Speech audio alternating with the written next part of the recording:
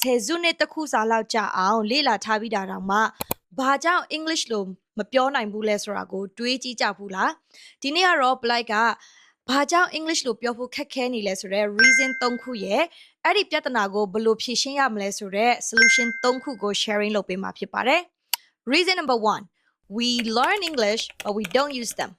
Blight တို့ကအင်္ဂလိပ်စာကိုလေ့ပဲလေ့လာပြီးတော့မသုံးဖြစ်ဘူးပေါ့နော် grammar တွေလေ့လာတယ်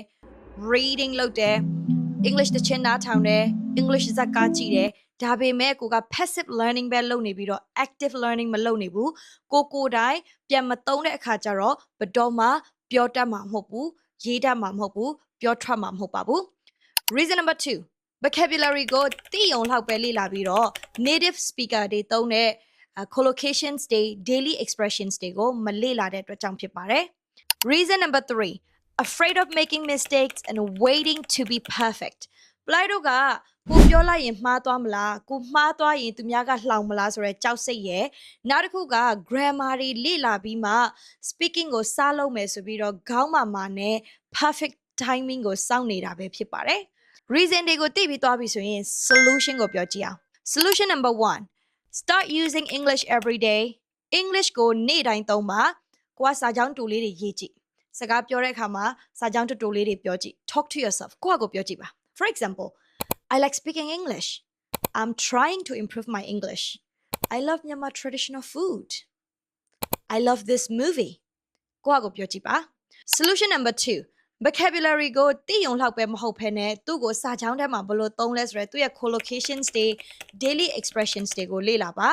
ဘယ်လိုလေ့လာရမလဲဘယ်မှာလေ့လာရမလဲမသိဘူးဆိုရင် Blight ကဒီမှာဗီဒီယိုလေးတစ်ပုဒ်တင်ထားပေးပါတယ်အဲ့ဒီဗီဒီယိုရဲ့ link ကိုချပေးပါမယ်အဲ့ဒီမှာသွားကြည့်ပါ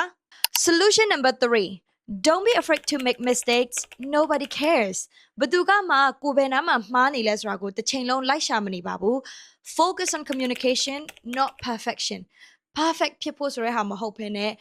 ဘယ်လိုမျိုးကောင်းကောင်း communicate လုပ်မလဲဆိုတဲ့ဟာကိုအာရုံစိုက်ပါပြောတတ်မှပြောမယ်ဆိုရင်ဘယ်တော့မှပြောတတ်မှာမဟုတ်ပါဘူး